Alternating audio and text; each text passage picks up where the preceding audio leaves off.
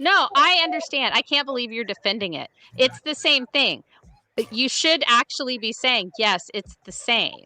Because James Gunn knew his wife could do it because he knows who his wife is, just like John Krasinski knew his wife could do it. What I'm saying is So between the two it's of the them, it's not same nepotism. I'm thing. saying that's not nepotism in those cases. They chose So the you right do actors for the think roles. James Gunn is doing nepotism No, I said it's with not nepotism. Jennifer I Holland? literally said it's not nepotism. I understand that. So basically, you're fighting with yourself because I'm saying the same thing, but I'm saying it extends to James Gunn and Jennifer Holland. That nobody should say that about Jennifer Holland because they don't say that No, I'm agreeing about. with I know. Why are we fighting about this? you. You're the No. one that was making it a big deal. Can you just start the show? Yeah, I was saying We're Rob late Zombie because was- we're Rob Zombie. It's the same thing. Rob Zombie knows his wife can do it. that in that case, he could have picked somebody better. But we're gonna let's get this started. Thanks for the vocal warm up.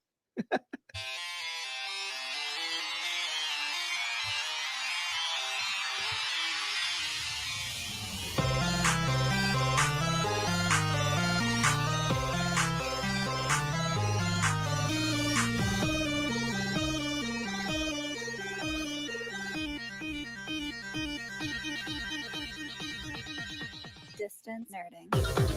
Hey! Ready? Jen's ready to fight. There we go. I'm ready to go. Let's go. Let's do this. James said Frank clip that. Well, ladies and gentlemen, it is that time. Me and Jen were fighting before the show. For those of you who aren't watching live, you're never going to hear it, but go back and watch the live episode unless James cuts it out. Ladies and gentlemen, it's Taco Tuesday. You know what that means. You are now experiencing distance nerding. I am your boy, Young Phil. That's Jen in the co-host hot seat. And we're here to nerd together. I suck at that. I you know what? I get an F. I get an F in co-hosting. Hot seat, too hot. Failing grade. She is trying Already. to find a way for her to give herself negative points, and it's not working at all in any way. Ladies and gentlemen, we're talking anything pop culture, news, movies, music, food, wrestling, comics, Comic-Cons, whatever you're nerding out on. We want to talk about it. Of course, if you're watching on YouTube right now, hit that like button, hit that subscribe button. Really helps us out. Listen on your favorite podcast app. Leave us a review. And remember, 5 stars helps us so damn much. What is your favorite What's podcast my favorite app? Okay, so I actually use Apple Podcasts. I do too, but I'm trying to branch out. So I keep asking people, and a lot of people say Spotify, but I know there are more out there. Hey guys, chime in or leave a comment of your favorite podcast app, and I'll see if I can find us on it, and I'll report back. We should be on all of them because I made a point of finding every podcast app that exists and getting us on there. Well, hey, let's just see. Let's see. We'll see. Guys, if you have other podcast apps that aren't Apple or Spotify, let us know. Okay. Right. Well, guys, follow us on all the social medias on Instagram, Facebook, Twitter, Twitch, Threads, Blue Sky, Discord, all at Distance Nerding. And of course, you can email us if you would like to email us of that sort. As long as that email address that you're sending it to, you can use whatever email address you want, but as long as you're sending it to distancenerding@aol.com. So let's say Distance Nerding had an email address at Verizon. Okay. So it's like distancenerding@verizon.co. They could send that to distancenerding@aol.com. And we would get that email. Correct. Okay, cool. Simple. Easy enough. I don't know why people are so confused about it. I mean, are people confused about it? Or is there confusion? I mean, look, I always have my ear to the ground. I know these things. No, yeah. When I am an ear to the grounder. You're an ear to the grounder. Yes. I respect thing that. I just invented. A thing you just invented. I have never heard anyone say ear to the grounder, but now I love it and I want it to be a thing. So let's make that happen. Let's make it happen. Ladies and gentlemen, let's jump into this. It is now time to jump into the show. Ladies and gentlemen, you are now watching the worst kept secret on all of the internet because we can't really keep it a secret. It's been too difficult and we just kind of gave up at this point. Ladies and gentlemen, you are now watching The Download.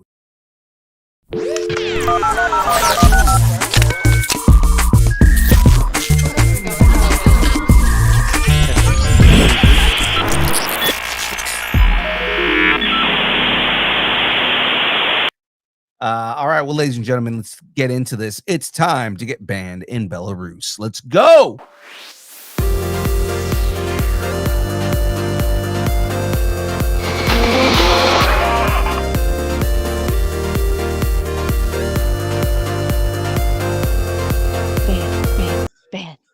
Banned in Belarus, banned in Belarus, banned in Belarus. Ba, ba, ba, ba, ba, ba, ba. James said no pass unless he puts me in the movie. He probably would. I just don't think you're available or local. Yeah. No, James, you have to go to Oklahoma. You got to go to Oklahoma or Kansas. No, you have to go through Kansas. It's not worth it. Don't come. Or go to Arkansas. There you go. Arkansas. You have to go to Arkansas. I thought Oklahomans were bad at naming stuff, but Arkansas really. I mean, they call themselves Arkansians, and I'm like, oh, that's the best you could come up with? I mean, Oklahoma, we're Oklahomans. That makes sense. Oklahoma. Right. And you just put an N on it. Oklahoman. That's it. Super easy. But it's just you're an like Oklahomie. I'm an Oklahomie. I am. I mean, they call themselves Okies, but I mean, still, Oklahomie just sounds. And funny. homie don't play that. Right. Oklahomie don't play that. Oklahomie don't play that. All right, let's jump into this first story here because I'm ready to do it. One pulls punches, one pulls triggers. This won't end with a hug at all. Brand new day is shaping up to be anything but a friendly neighborhood anything. Rumors tease a tense clash between Spider-Man and the Punisher over Scorpion, plus a stacked villain lineup featuring one deep-cut surprise that could send fans scrambling to the wiki. Between moral dilemmas and rogue chaos, this might be Marvel's most unpredictable Spidey outing yet. So, guys, tacos on the table. I say guys because I'm including the chat. Tacos on the table. Could this be Marvel's way of testing Sinister Six waters again? Let's see what Andy says. Hey, he's a guy. Andy says, no tacos on the table. Oh, you don't think so? No, I really think that this is like Sony's last hurrah with Spidey. I think after Tom Holland goes away, I think that Marvel's getting it. I think Marvel's getting Spidey back soon. I mean, I kind of hope that Marvel gets Spider-Man back. And like, I mean, they have Spider-Man to an extent because he's a lone character, but like, if we can get full-on Spider-Man and Marvel has control over all the characters, because Sony, and then, you know, the other thing is the reason I don't think Sony is going to let go of Spider-Man is because they're doing so well with Spider-Verse and they're pushing that out. I think that I think that they're going to start focusing on Miles Morales and start focusing on other characters. I don't see Sony letting it go. I wonder if that's like the thing, because there were rumors, there were talks that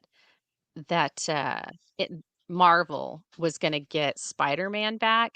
I wonder if it was Marvel was going to get to use Miles Morales's Spider-Man and his villains and stuff. I'm wondering if maybe that was what they were talking about, because that would actually clear a lot of things up, and then it wouldn't have to be, well, this person can be in the Spider-Man movie, but this person can't, and we can't have any other Spider-Man characters in the MCU because, they're not contracted or something. And so I think maybe like splitting it down where it's Miles Morales' stuff can go to the MCU and the Tom Holland's Spider-Man can stay in the Sonyverse.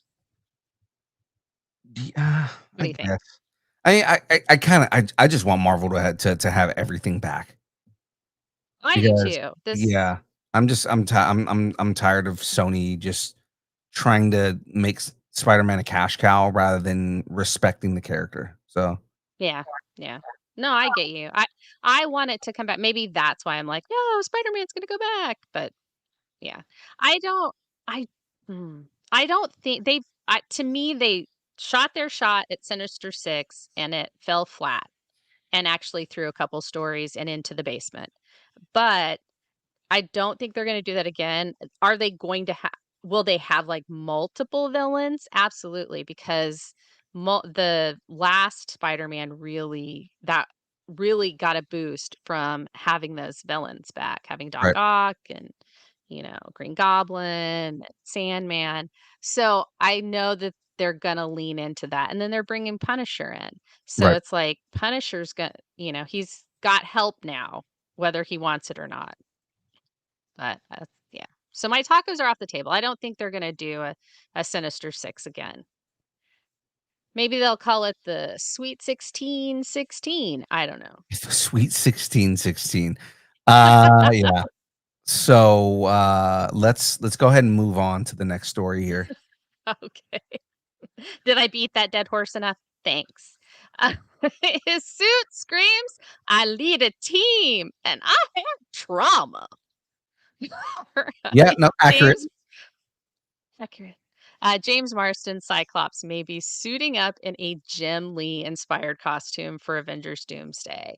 I'm so on board with this. Same. Sorry, that's a preview of my tacos. That means bold colors, tactical gear, and a whole lot of 90s swagger. If true, it's a signal that the MCU might be done playing it safe with X-Men aesthetics. No more black leather unless it's warranted like Madeline. Tacos on the table. Does this mean the X-Men are skipping the slow burn and going full nostalgia? Tacos on the table 100%. Yeah.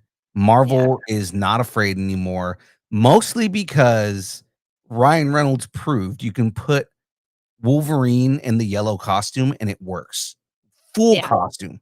Because by Yeah. the end, so the movie starts off with him in the costume without the mask. He ends up in the Mhm. full costume. By the end of the movie, it's just a mask and nothing, And just pants. just pants and Mhm. the washboard sexiness that is, Hugh Jackman. Yeah. Hugh Jackman. Uh, But I mean, like, it proves that you can do comic book accurate costumes.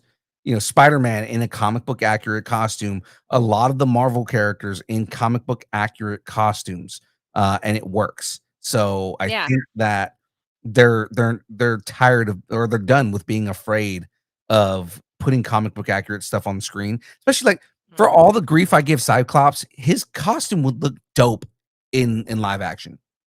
Oh, yeah. Oh, yeah. You get that, like, midnight navy blue in there with the yellow, but it's like that gold yellow, but not too shiny because you don't want it to be too shiny. With Mhm. the red, it's iconic, and I really loved On Jim Lee's redesigns. I did. I loved them. So yeah, let's do this. Let's give Jim Lee the credit that Asian man deserves. Jim Lee deserves all the credit for all the amazingness that he did in the '80s. So I mean, and He through the also '90s. deserves some credit for stuff that he did in the 80s. That's all I'm saying. Yeah, absolutely. And the 90s. I was saying in the '90s too, and Image Comics, and uh currently all the stuff he does at DC. Wildstorm. He, like, totally he got his way into CEO through a back door. He Yeah, did, he did. because he got bought out by DC with Wildstorm, Mhm. and then because he was the president of Wildstorm for a while, and then he because he was a president of that, and then they merged them, he became like one of the high ups there, and then he got to CEO. And look what he's done. He has done this. He gave us James Gunn, y'all. This didn't happen without him. Right. All right, Absolutely. let's go. All right, so let's continue on here. No title, no studio, just vibes and back cred. Matson Tomlin. That was good. That was good. I really like that. That was awesome. Clip that, Frank. Clip it, Frank.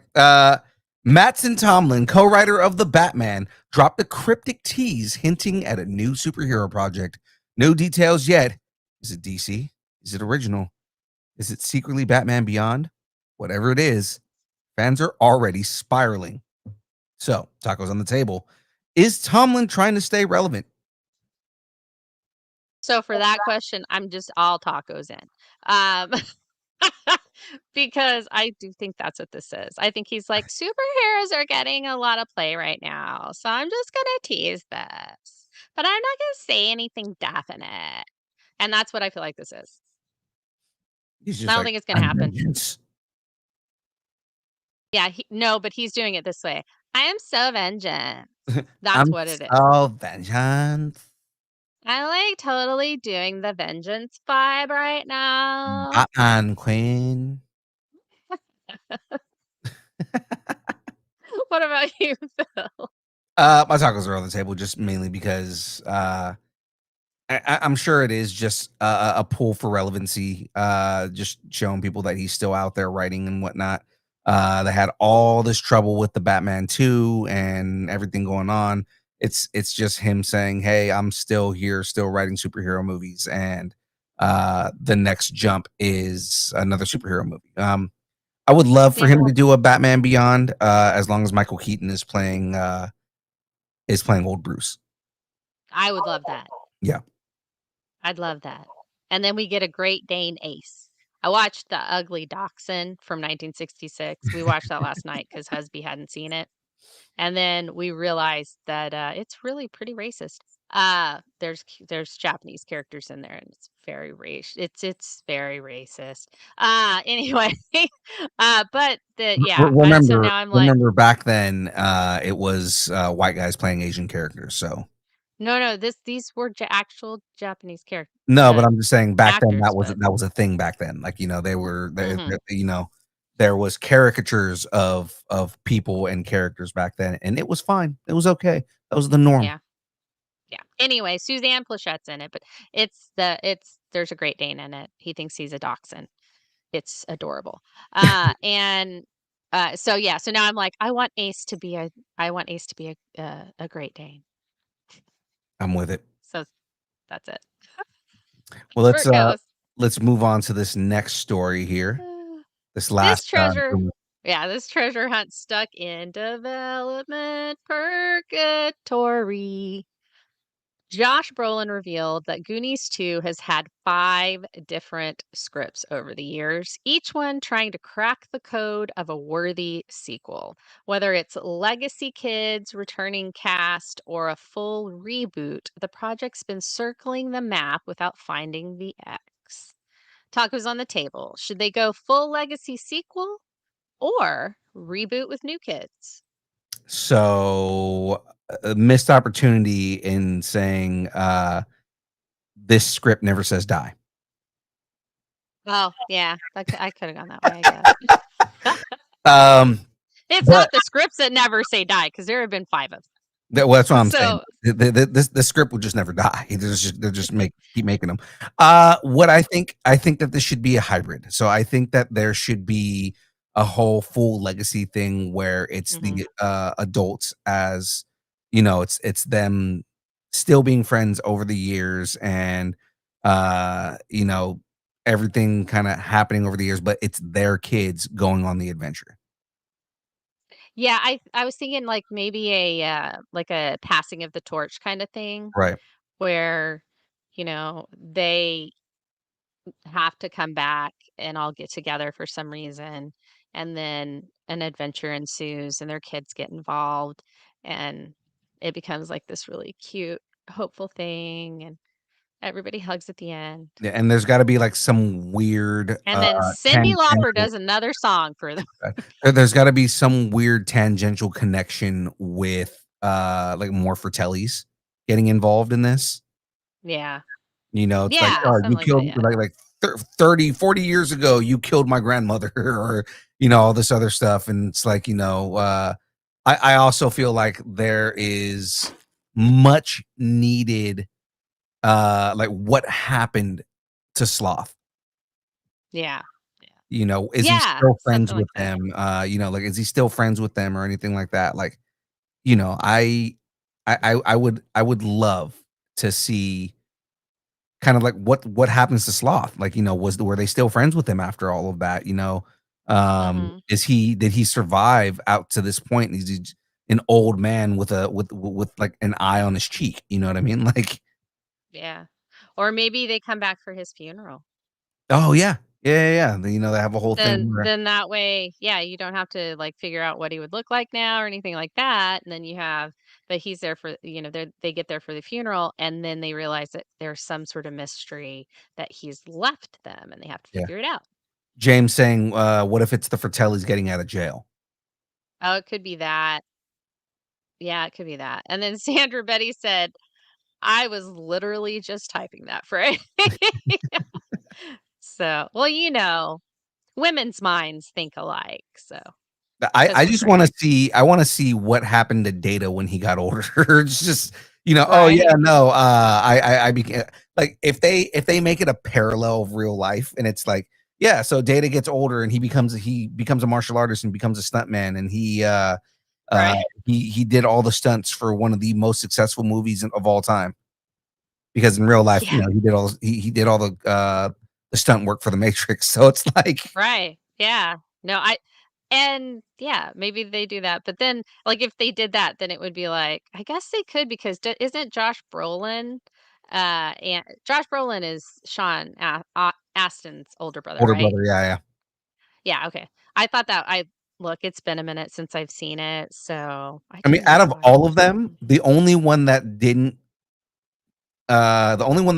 continue on acting was Chunk, because Chunk became a lawyer in real life. No, but I'm saying, like, if you went by, like, how they did it, then Yeah. that's it, like, Data did that, and then you've got, James is Josh saying Chunk Brolin became a and Sean personal trainer.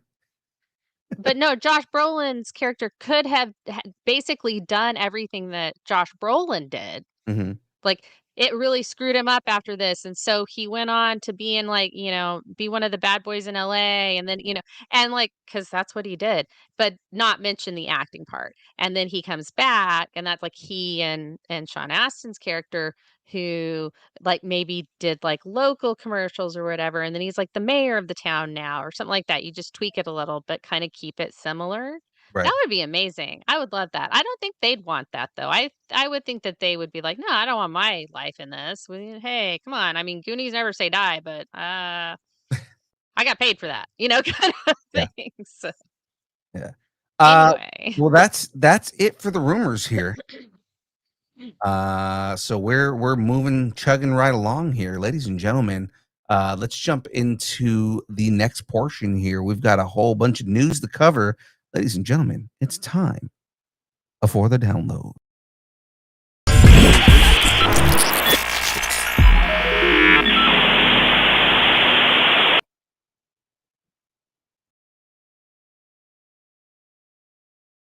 Is it over? Are we done? All right, show's done. For more news, trailers, reactions, check out the Distance Nerdings and Posts. Let us know what you're nerding out on, guys. We want to talk about it on every chance that we get. We want to talk about all the things you guys are all nerding out on over there. Now, this is Casting Cash. We're staking our claims while bringing in homes this week. Jen, take it away. So first we have if he's dreamy and new in town, he's either undead or about to be. That's right. Kingston Vernes. Just Burns. gonna say Vernes Burns. because Jules Verne. I'm saying Vernes. Okay. Joins Hulu's reboot as Carson, a junior Olympian heartthrob at new Sunnydale Academy and the object of Slayer in training Nova's crush. The pilot's still under wraps, but with Sarah Michelle Gellar back and Chloe Zhao directing, this Buffyverse revival is stacking serious talent. Did we talk He about Chloe totally Zhao thinks it. directing this? Like, have we talked about Yeah. that?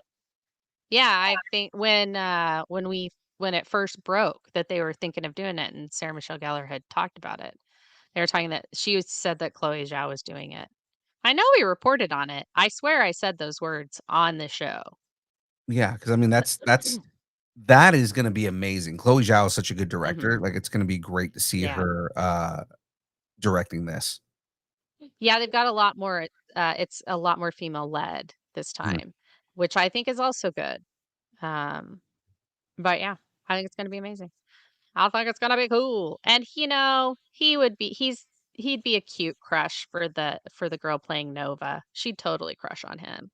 So yeah, I like it. I like it. He's gonna be a crush. And that he's a junior Olympian. That means that he's gonna be able to do some acrobatic stuff. So he'll be good on her Scooby Gang. Or or is he her angel? He might be. I mean, he is it said if he's dreamy and new in town, he's either undead or about to be. Yeah. That's what I was saying. Yeah, Maybe. like he ends up being a vampire or something. It could be that. But I mean, junior Olympian? Mhm. Anyway, I'm like totally getting ready to go off on a tangent. Let's move on. Turns out Holmes is just fashionably late to his own mystery. Robert Carlyle is stepping into the Deer Stalker as Sherlock Holmes in season 2 of CBS's Watson. After a season of hallucinations and medical mysteries, Holmes returns from the dead, literally, to confront Watson with a buried secret that's more than just emotional baggage. I think that's kind of cool. I didn't even know that there was a Watson show going on CBS that tells you how out of that is. Because I loved the Sherlock Holmes that Mhm. Benedict Cumberbatch did. Yeah, I loved that one, the BBC one. So I'm a Yeah. huge Sherlock Holmes fan. So I mean, I like Sherlock Holmes as a character, and yeah, I've always loved the books and everything like that. So I mean, it's always interesting going into this. It seems more modern. yeah, it does. Like it's not kind of like Sherlock Holmes in the BBC one, but not as British.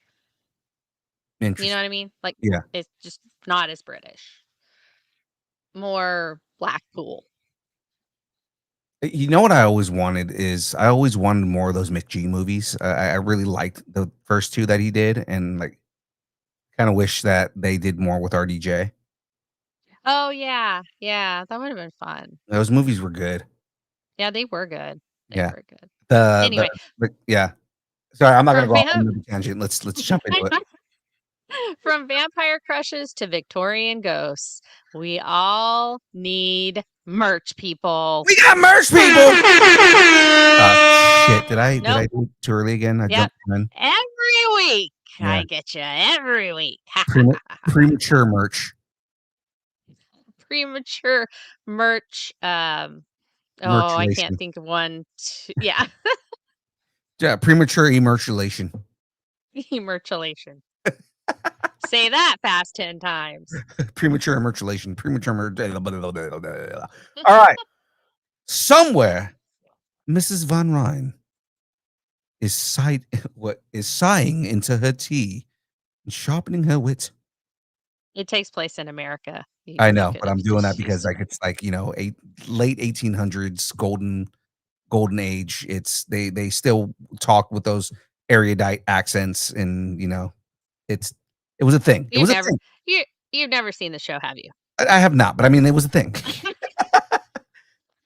HBO has announced that the season 4 renewal for their period drama, The Gilded Age. The renewal news comes as the series has aired 6 of the 8 episodes in its 3rd season. The season 3 finale is scheduled to air on August 10th. Jen, you're watching this, right?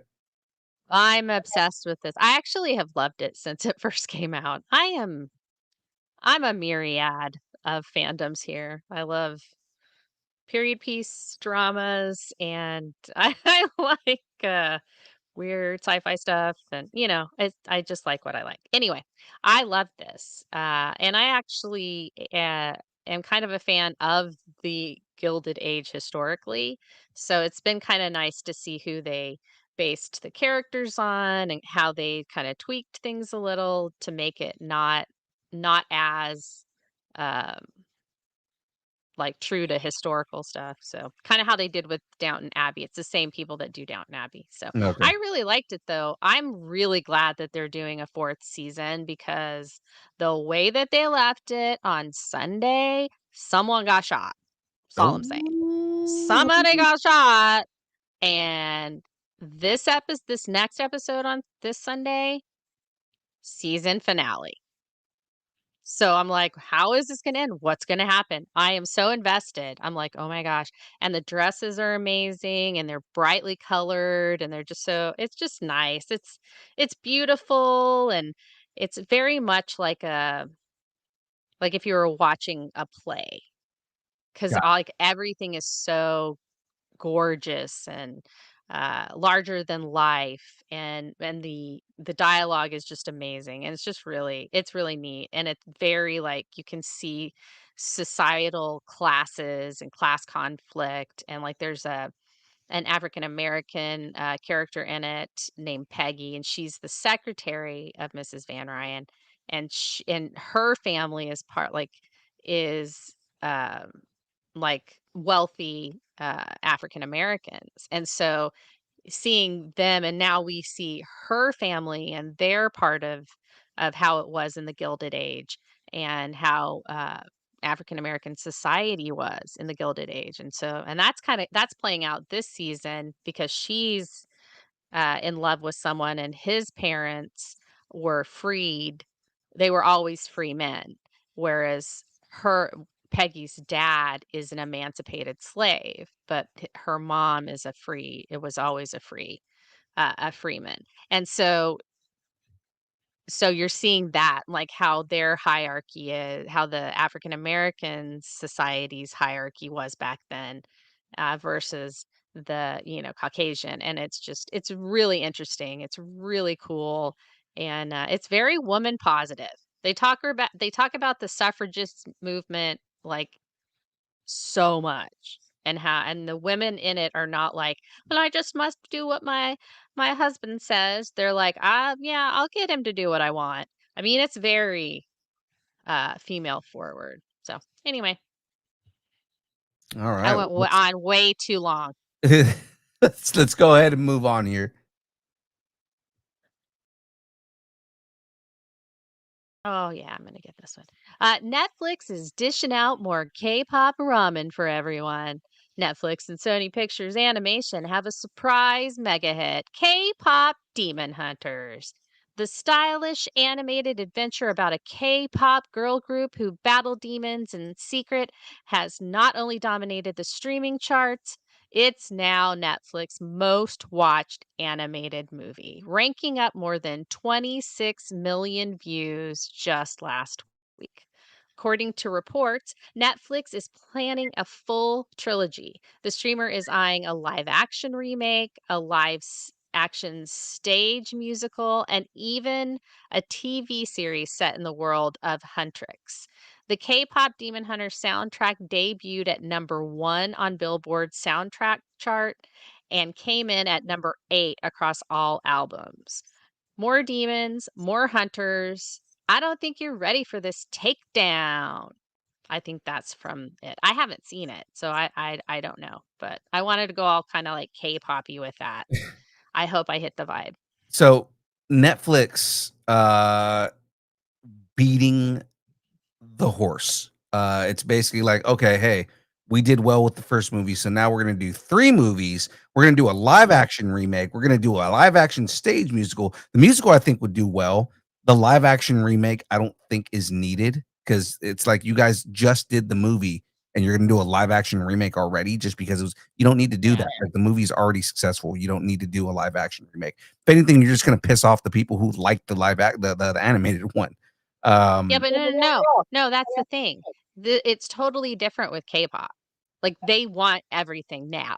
Like, that's how it is. Like, because these K-pop groups, they don't last that long. The good ones last for a while, but if there's one good one and the others are kind of so-so, that one has a career and the others like disappear. And it just cycles through. It's crazy. So no, I think this is perfect. Do all of it.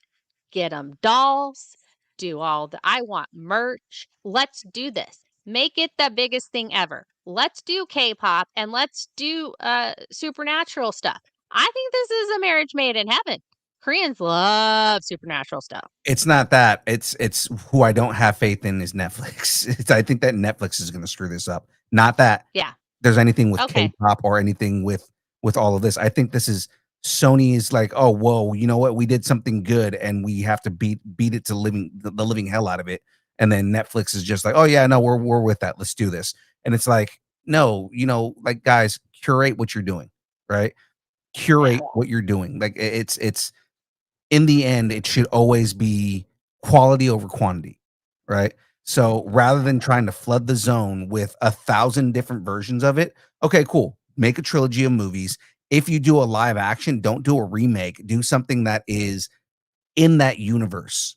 You know what I mean? And do something where like it's an entirely new movie, maybe new characters, or if you go live action, you get like an actual K-pop group to play the characters and do all that, right? Like in Mhm. like again, what I'm hoping for is I thought a K-pop group was playing these guys. I mean like live action. Like if you're gonna go live action, like Oh, like how? have, Okay. yeah, have Why like not have the K-pop group that did the voices be the ones that are the live action ones? yeah. I mean, like, make it, but make it another adventure. Don't make it the same exact thing, right? Like, Oh, yeah. make it like another story that lives within that universe, and you get multimedia, uh, kind of like takes on different things within this universe because that Mhm. builds the lore, that builds the characters. Now you have a live action version of the animated characters, and that's more merch. Like it's now you can go and do a nationwide tour of the characters doing Mhm. a Mhm. stage show, and then you do a musical, and then you do a Mhm. TV show, and things that live within that universe. And like Right, again, right. I And want then you take it back to animation. but yeah, well, like what I want is variety that is cognizant of the of the property without just rehashing the same thing over and over again, just so you guys can make money. But we were successful doing it this way, so keep doing the same Mhm. thing but in different formats. Like no, just expand on it, right? Like expand Mhm. on different things. It's kind of like how again, you do things in different media so that you get different audiences. And So you James expand that said the audience. way that the story is told is generational. It's set up for spinoffs. So, Okay, but yeah. that's I that I feeds into what I'm saying. Well, it literally feeds into what I'm saying is, okay, now if it's generational, then you have a live action movie that takes place in the past and it's their Mhm. ancestors, or you take something that is in the future, and it's their children or their grandchildren that are in the role. And you can have people who are playing different characters within that universe. Like I don't rehash the same thing. Don't take the first movie, take that exact story and then go and turn it into a live action thing, because Mhm. where they fail with that is, well, we can't make it the same thing that was the animated version, so we're going to make it essentially the same movie, but we're going to put a twist at the end that completely throws everything off and pisses off the fan base, and then you have something that doesn't do well. Like I'm when I'm trying to give advice on here, like Sony even listens to us, but I mean, like, the advice that I'm giving is more, do things that live in the same universe and is not the same thing over and over again, Okay. I agree right? with you. It's expand on the property, expand on the Mhm. lore, expand on the universe. If you're gonna do something live action, make it something that lives within that universe and is not the same thing again. Okay. You know what I mean? I do know what you mean. I I agree with you. You know, have other stories that live in the universe that don't tell the same exact story over and over again. I get James it. is saying they got it. No, like, James is going, they got it. They know what they're doing. No, they don't, because Sony and Netflix both fuck this up all the time. How can you be arguing with him when he isn't even on the show? Because he's arguing with me in the chat. So it's what's going on. I'm sorry. I'm beating the horse. Let's move on here. You got Oh my God. Yes, let's go. Let's go. Hi, sketchy guy. That's you. It's me. I was gonna give this one to you. It's Buffy. Oh, I mean, I can do it. I don't know. I don't care. All right. Buffy's mentoring the new Slayer like a hellmouth hardened Yoda. Plot details for the Buffy the Vampire Slayer sequel series are finally out, teasing a new heroine stepping into the supernatural spotlight. And the original Slayer, Sarah Michelle Gellar, is not only involved, but she's dropped a training video with Ryan Kiera Armstrong. That's the new Slayer. No word yet on how deep Gellar's role goes, but one thing's clear: the Hellmouth isn't done with us yet. She's got the scars, the sass, and now a Slayer in training who thinks vampires are retro. Oh God. I mean, I'm interested in seeing where they take the story and how it goes.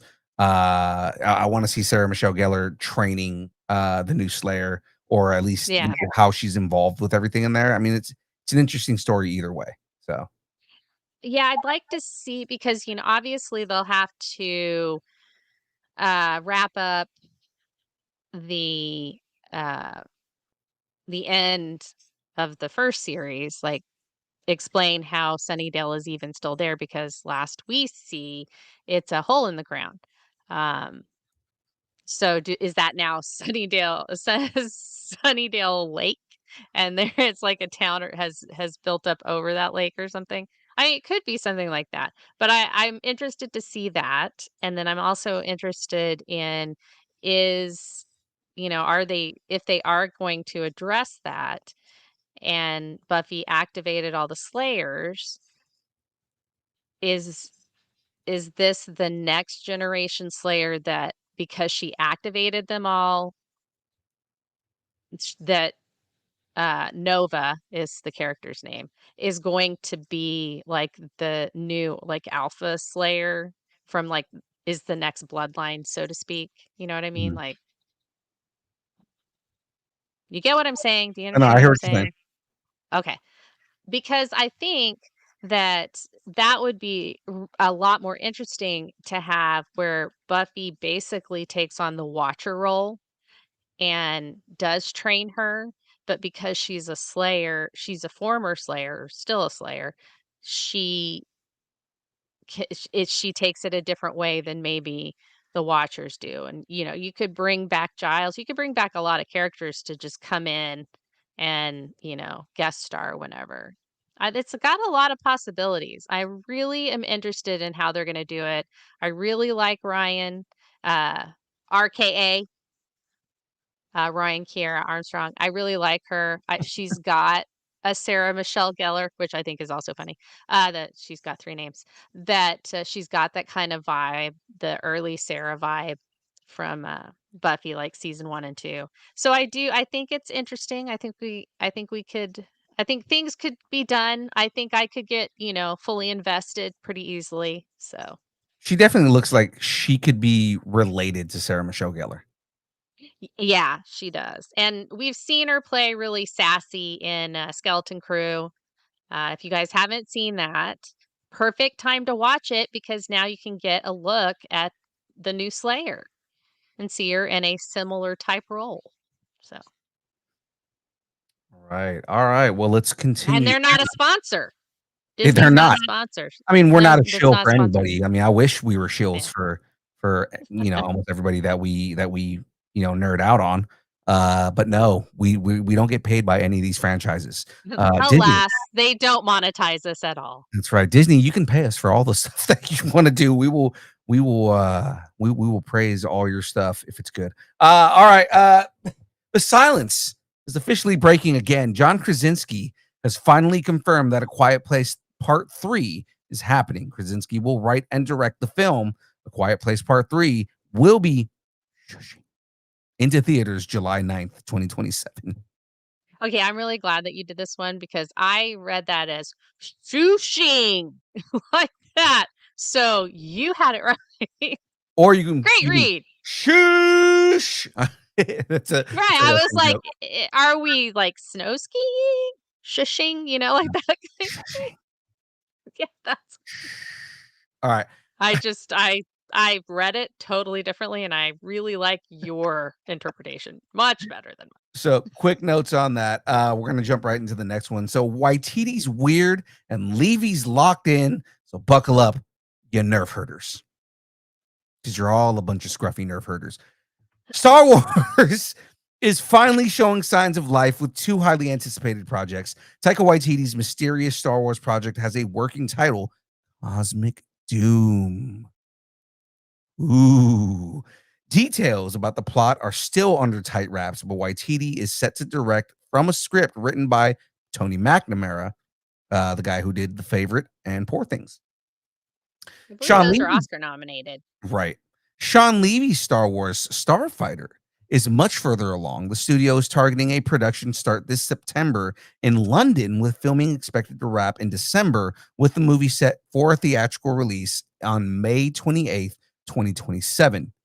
So may the Force and good movies be with you all. You as well. Nanu. Nanu, nanu. You know what? I'm really excited about this. I think seeing Taika Waititi's take on Star Wars, like his very own take, living in that universe, I think is really interesting. It would be kind of like Wes Anderson's take on Star Wars. You know what I mean? Like that is just such a different shift for people. But I'm really excited to see that. And Sean Levy's Starfighter, like the more I hear about it, the more little like drops come out, the more I'm excited about it because I think it's going to be fun. Speaking of Wes Anderson, It's going to be fun for all of us and not fun for Ryan Gosling. That's all I'm saying. I was saying, speaking of Wes Anderson, I just watched The Phoenician Scheme. I haven't seen that yet. Is it good? It's pretty funny. Okay, cool. I really love his stuff, but I have to be in the just exact right mood to watch his stuff. Because if I'm not, I either get really annoyed or like my brain just turns off and I'm like, I don't understand any of it. So that's yeah. Yeah. Well, let's continue on here. Go move into this next story. Oh my God. What could James Gunn be teasing now? When Superman dropped earlier this month, James Gunn sparked interest when he revealed there was a mural to look out for in the Hall of Justice. In a recent chat with IGN, Gunn revealed that at least two of the characters depicted on that wall will have a significant role in the DCU moving forward. Gunn's mural is clearly more than just decoration. It's a meta-human manifesto. So there are a crap ton of characters on this mural. Yeah. And I mean, it's really hard to figure out who it's going to be. I mean, there's a lot of people who are speculating. But I mean, there's so many characters that are on the mural that it's just kind of like it's hard to figure it out, because with James Gunn, it could be anybody. Right. I think Max Mercury is a pretty safe bet because he's a speedster and his character moves through time. It would be an easy and fast way. Haha, fast. I didn't mean to pun that. But a fast way to just be like, yeah, time travel happens, and then not talk about it again, unless they need to for some storied reason. But I think Max Mercury is a pretty logical choice. Um, I'd like to see Liberty Bell because I really want them to bring in Infinity Inc. And but I don't think that's going to be top priority. So that may be a down the line. Maybe I get a TV show out of it, kind of thing, and Mhm. I'm fine with that. But yeah, I think there are other characters that could that he would want to use now that are going to be important. But I think Max Mercury is one. I don't know if the what is it, Arastios, the exiled Amazon. I don't know if she's gonna be important now. I think she might be later if Mhm. they decide to do the Artemis storyline like they did in the comics where she came from, like, I can't even remember what it's called, like Shambhala or something. Uh, it was the exiled tribe of Amazons, and so they might use her for that. I don't see her as being integral. I think if they're, with Paradise Lost, I did say that uh, last week, I think, but I don't think she's going to be that important. I think she might be mentioned in the Amazons political drama thing, Mhm. um, but I don't think she's going to be that important. I would say if I had to put my money on it, I definitely think Max Mercury. And, oh gosh, Fan Me wants Phantom Lady. Really wants Phantom Lady. So I Really wants just I Phantom just Lady. looked up every character that was supposed to be on this mural. Mhm, So Madame Xanadu, Silent Night, mhm, mhm. Exoristos, Yeah, and Exoristos, that's the one. She's the Amazon exile. mhm, the Black Pirate, Miss Liberty, Mm, Whip Whirlwind, Super mhm, Chief, El mhm, Diablo, Iron mhm, Monroe, the mhm. Ghost of Flanders, Yeah. Sandman, Wesley Dodds' version of Sandman, Amazing Yeah. Man, which Yeah, Amazing Man. I think he might be one as well. I think so Amazing Man might be Amazing definitely. Man is interesting because if Amazing Man is a part of this, that means Ultra Humanite is gonna be a part of this. Mhm, mhm, So that mhm. kind of excites me if he does go with Amazing Man because that is an explanation to bring in the Ultra Humanite, who is an amazing character. Yeah. Now standing next to Amazing Man is Zatara, which again makes a lot of sense. Bringing Zatara in is there are versions of Zatara um who become Nobu. Yeah, but also Zatara is Zatanna's dad. Right. Well, So it that's the other thing I was gonna bring up was that's Zatanna's dad.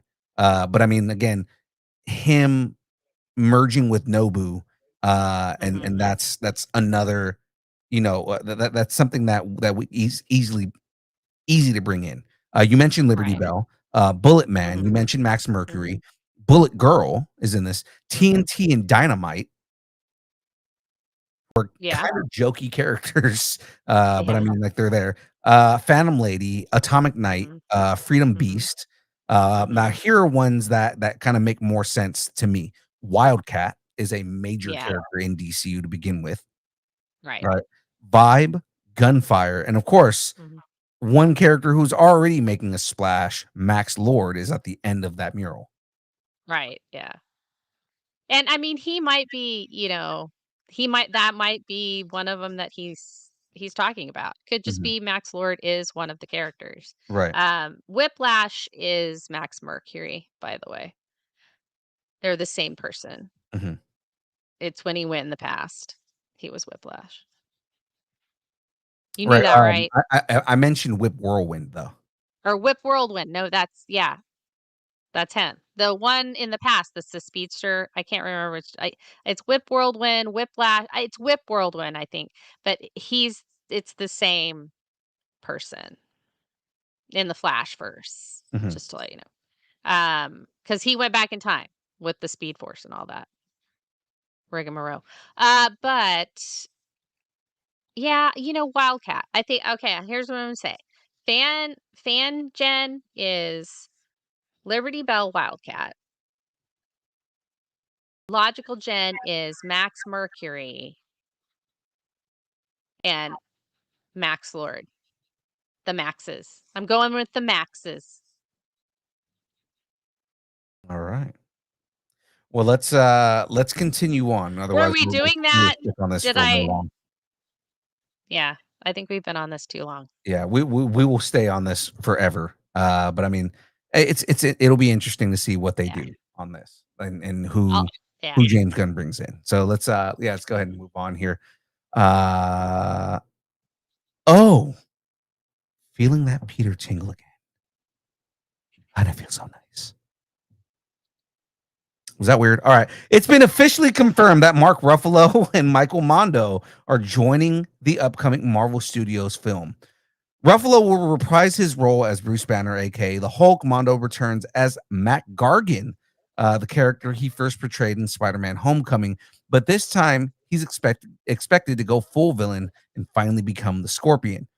Spider-Man: Brand New Day swings into theaters on July 31st, 2026, and I'm all for a comic book accurate version of Scorpion. Yeah. It's gonna be real packed. I do like that they are bringing Hulk in there, you know. Yeah. Well, I mean, we and haven't really seen him in a while. I mean, other than She-Hulk, you know, but I mean, like, yeah, you know, I would, if I were him, I would stay on the beach in this climate. But yeah, I like it. I love it. I want some more of it. I guess I'll have to wait until July 31st of 2026. All right, well, let's go continue on here. Mr. Fantastic has existential dad dread. Pedro Pascal's Reed Richards won't be calling the shots in Avengers Doomsday, despite early buzz. Director Matt Shakman. I don't know how to say his last name. Shakman? Shakman. Clarified that his comments about Reed leading the Avengers were taken out of context. Pascal echoed his sentiment, saying his character plays a key role, but not as the team's leader. Expect brains, not battlefield commands, when Mr. Fantastic joins the fight against Doctor Doom. In Avengers Doomsday, Dooms reads, you know, I wrote this. You'd think I would know how to say it. In Avengers Doomsday, Doom's the reason Reed can't sleep at night. Why? Why? Because he kidnapped his son. No, I'm just saying, why could I not read that? It's like, why? Because he kidnaps Franklin. I mean, the 100% exactly what he's going to do. I mean, have you seen it leaked online, but did you see the expanded version of the post-credit scene? No, what is it? There's an expanded version. Fake him? There's an expanded version of the post-credit scene where he takes the mask off, and basically he's trying to comfort Franklin, right? And you know, he's looking at Franklin, and like Franklin touches his face while he's holding the mask and goes, he goes, "I'm Vic. How are you, Franklin?" And then it cuts out. Oh, okay. They didn't want to show RDJ in the movie for some reason. No, I like it. I'm one of those people nowadays where I'm like, okay, if it didn't make it into the movie or, you know, for whatever reason, I'm cool with it not doing that. Now, if I want to buy the DVD box set or whatever so I can see all the deleted scenes and which I'm doing for and Superman next week. Then I would then fine, I'll do that because I'm putting my money into it. But I'd rather be surprised. I feel like we're just not as surprised anymore in the world. So I wanted to keep some of that. There's some surprise left in the world. Well, let's continue on. We're going to jump into a slightly bigger story for the week here, guys. So there's two of them. Yeah. Oh, I realize I didn't put that picture in the background. I was moving too fast. One fan threatened Gunn at Comic-Con, and he responded with a masterclass in emotional intelligence. At San Diego Comic-Con, a Snyderverse supporter threatened to run up on James Gunn during the Peacemaker Season 2 panel as a sort of protest. Gunn brushed it off at first, noting the absurdity of trying to intimidate someone in a packed Hall H. But later, he got reflective, posting a thoughtful response that's now making waves across fandom spaces. "You are the midwife helping to birth that toxic voice into the world," Gunn wrote. "You're helping me make a few thousand angry voices seem like millions." He urged fans not to engage with online toxicity, saying, "Attention, only fans, the flames." Not only fans, but I mean only fans, the flames. He clarified he's not against That's a criticism. totally different thing. It's a different OnlyFans. He clarified he's not against criticism, just the rage and cruelty that weaponize fandom into something hostile and harmful. So, uh, the question that I have getting into this is there a difference between passionate critique and toxic behavior, and how do creators like Gunn navigate that without alienating their audience?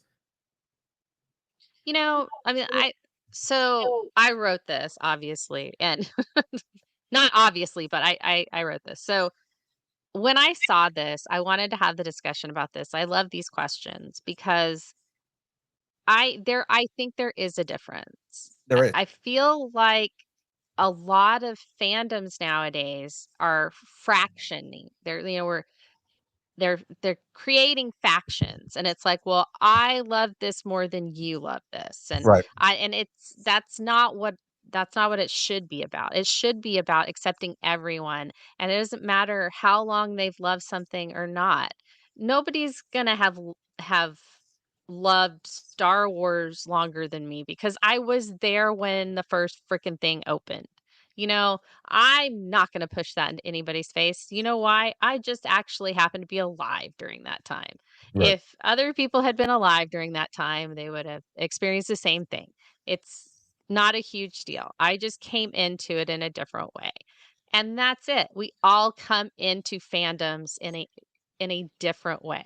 So I do think that it is toxic is very narrow-minded and unwilling to compromise. Yeah. Passionate critique is, I love this so much that and the thing that I love about it, I didn't see in this. Yeah. And I think that's a difference. It's, "Hey, I really did like this, but it's not who I think these people should be." That would be passionate critique. Toxic behavior is, "I'm not gonna like this because you have an agenda." That is not a critique of the actual fandom. That is trying to make something out of nothing, so I have famously talked about gatekeeping and why I'm anti-gatekeeping and why I don't like the concept of gatekeeping. And it's all because that's not how you grow a fandom. That is not how you grow fans. That's not how you um continue on a legacy for characters and different things that are out there. To say that you're not allowed to like Star Wars because I watched Star Wars in theaters in 1977. Yeah, nobody fucking cares. Honestly, yeah, that's nobody cool. cares. That's cool. You went and saw Star Wars in theaters in 1977. Awesome. You saw it unedited Mhm. before Lucas changed everything, right? But I mean, Yeah. in the end, more movies came out and there are more interpretations that come out and they're growing the fandom, and the way that fans connect is through these fandoms. Yep. Now I understand going into Superman, you have this entire fanatical group of people who love Snyder that are just like, well, Snyder can do no wrong, and there's nothing that Snyder did that was wrong, and Snyder made Right. amazing movies. And it's like, I have made my critiques in the past where, I mean, I've generally been positive about Snyder movies. I did enjoy those movies because I understood what he was trying to do. I also understand the studio level of kind of like what they did to kind of mess with his vision of what he was trying to do.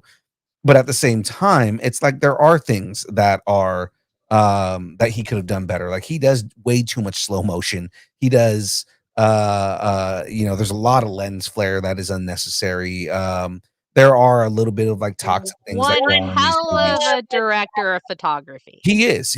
I mean, again, he's not the most amazing writer, but at the same time, he did make solid movies. They were very dark for what they were, but they were solid movies. Like we got a different take on Superman. This version of Superman, where everybody, I got into an argument with somebody literally like 3 days ago on TikTok, because that's where I always get into arguments with people. No, sorry, this was on Facebook. But this guy basically said, Superman, the Superman movie now is terrible, and it hasn't broken even, and it's not going to break even. I'm like, do you not know how math works? Right? The movie had a budget of $225 million. Okay. It had a global marketing budget. So not just in domestically, but a global marketing budget of 125 million. That means 350 million to break even. Yeah. As of this weekend, they made $557 million. They broke even $200 million ago. Yeah, it's ridiculous. And it's just like they're like, it's a flop because it hasn't broken even. Like, do you not know how math works? That's not how math works, right? And then I had to like look at it, and I think the comparison they're making is Man of Steel at the end of its run, right? Made $664 million. Now you add that up for inflation, right? And yes, it made a decent penny. It made a lot of money, right? Yeah. Now, two things going against this Superman is since the pandemic, people don't like going to the movies anymore because they would rather just wait for it to come out at home.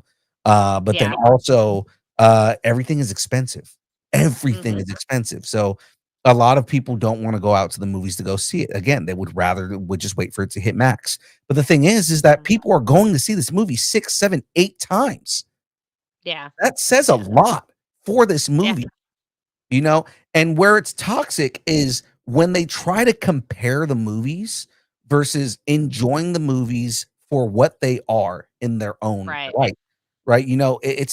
They're both takes on Superman.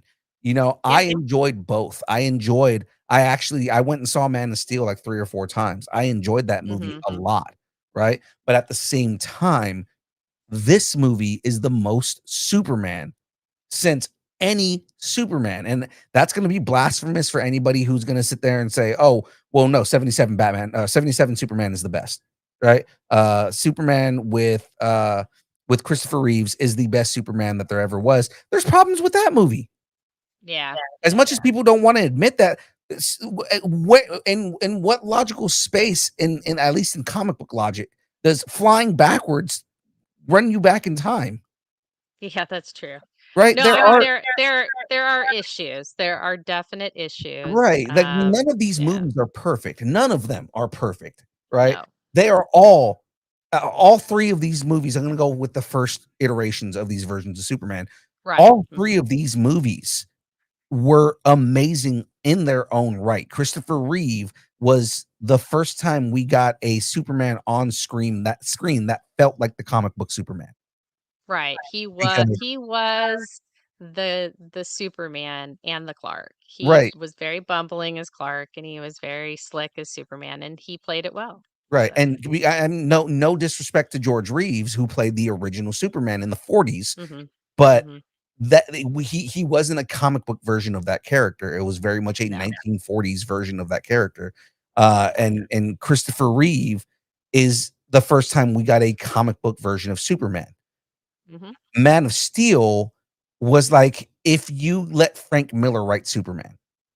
Yeah. It really was. It very much was. If Frank Miller wrote Superman, this is what Superman would be. Now, there are a lot of good things in those movies, but again, I've talked about, like, Superman wouldn't have killed Zod. I've justified why Superman killed Zod in that movie, but Superman would not under any circumstance in the comic books kill Zod. He wouldn't have killed because he doesn't kill anybody, right? Yeah. He has proven, if you look at Superman versus the Superman versus the 5 was it the All-Stars or the 5 stars? I'm trying to remember which one it is, but basically at the end of that book, he makes it seem like he lost it, kills the entire group, right? And in reality, he didn't kill anybody. He basically made it seem like he was killing somebody, and then the Superman bots came and saved them and held them in a prison, right? And Okay. then Yeah. and then the last dude, basically, he made it seem like he was gonna throw him into the sun and was like, "The whole thing is what I'm showing you is what I'm capable of doing and why I won't do that, Yeah. Yeah. right? Why I will never cross that line." And it shows that Superman is the strongest character in existence and that he is aware of how much strength he has, but it's his morality that keeps him human and keeps him the way he is. And that's why I like James Gunn's version of Superman, is because that version of Superman is willing to save a squirrel, is willing to make it so that buildings don't get destroyed when a monster is kaijuing it through the middle of Metropolis. Whereas Snyder's version It of doesn't Superman, want the kaiju to get killed. he didn't even want the kaiju to die. He was like, "There's a intergalactic zoo that I would have loved to take him to." Superman cares so much about the sanctity of life that he's not even willing to kill something that was designed to kill him. Yeah. And to that I say maybe kindness is punk rock. It is. Kindness Yeah. is punk rock. Now, going back to what we were saying, and again, just kind of putting a bow into this whole thing, right? There is a difference between passionate critique and toxic behavior, because passionate critique is what I just did right now. There are problems with all of these movies, but in the end, it is a different take, and I enjoy all of it for what it is. And I will have my problems with each of these movies, but I enjoy them for what they are. Toxic behavior is literally, well, no, Snyder is better than James Gunn. James Gunn is terrible because he didn't make a dark version. And really, they're just mad because Zack Snyder didn't get to make his last two movies. And they wanted those movies, right? They really wanted those movies. I wanted those movies. I would have loved to see an Injustice movie. Yeah, that would have been amazing. Because that's where he was going next. He was going to do Injustice. And it's like, I would have loved to see an Injustice movie, but the cards didn't go that route. People are pissed that Henry Cavill didn't get a chance to play Superman again. Okay, that's fine. Like, he doesn't need to. He can move on to other things. And he's working on Warhammer right now as we speak. And Highlander. Which he's a nerd for all that. That's right. He's on Voltron too. I mean, like, he's doing other things. You can allow him to do other things. Creators like Gunn navigating things without alienating their audience or his audience. I love the response, because the whole thing is he's talking about toxicity. He's talking about, don't elevate the voices that are angry. There's no reason to be. Right. He was like, don't feed the beast. Don't give them air. Because if they don't have air, then they don't have anything to argue about. And so I think that, and then eventually their voice dies out. I think that's a great thing. And I think Gunn has the right idea about it. It's a hard, tightrope to walk, but I think he's doing a pretty good job so far. But let's move to the next topic, because we do have another topic and we're getting close to, time. So let's keep it going. All right. Nolan's Odyssey is filming in a news black hole, has critics asking if the journey's worth the cost. Ooh. Christopher Nolan's upcoming epic, The Odyssey, is deep into production, but its filming location has sparked serious backlash. Scenes were shot in Dakhla, a city in Western Sahara, a disputed territory occupied by Morocco for the past 50 years and classified by the UN as non-self-governing. Human rights groups and the Western Sahara International Film Festival, Phi Sahara, condemned the shoot. Phi Sahara's statement was blunt. Dakhla is not just a beautiful place with cinematic sand dunes. It's an occupied and militarized city whose indigenous Sahrawi Sahrawi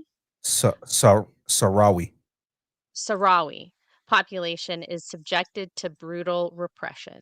Mm. They urged Nolan and his team to halt production and stand in solidarity with the, say it again for me, Sarawi. Sahrawi people who face censorship, imprisonment, and torture for advocating self determination. Ooh. So, the question I have, I mean, this is like a pretty topic. Yeah. Is it fair to expect directors to navigate geopolitical minefields, or is that part of the responsibility when your work reaches a global stage? So with this, I do believe that this is a part of the director's responsibility, or just the filmmakers in general. Um, Hmm. the I understand you take so long to scout locations for these movies, and it's like, okay, well, the city of Dakla is a beautiful place, and the sand dunes are great.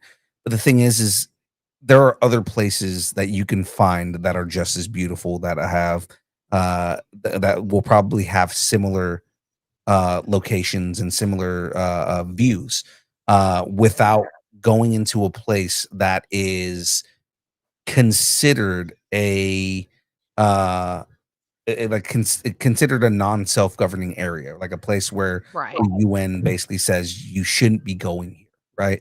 right. um it, he shouldn't be pushing the case just to get a scene for a film. And I get Chris Nolan is he's a stickler when it comes to the cinematography. He's a stickler when it comes to the filming of these movies.